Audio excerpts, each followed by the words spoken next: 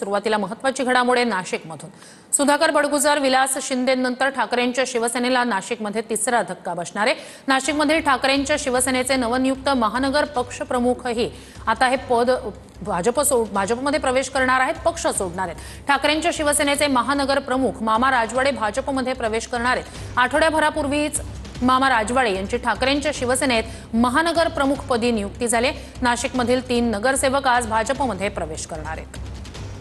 तर आधी सुधाकर बडगुजर यांनी भाजपमध्ये प्रवेश केला, मग विलास शिंदे यांनी शिवसेनेत पक्षप्रवेश केला आणि आता नाशिकचे ठाकरेंच्या सेनेचे नव्याने नियुक्त झालेले महानगर प्रमुख मामा राजवाडे ही भाजपमध्ये प्रवेश करणार आहेत।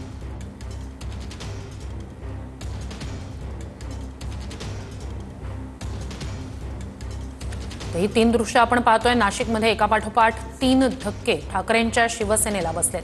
आधी सुधाकर बडगुजर यांनी भाजपमध्ये प्रवेश केला, मग विलास शिंदे यांनी शिवसेनेत आणि आता मामा राजवाडे भाजपमध्ये प्रवेश करणार आहेत।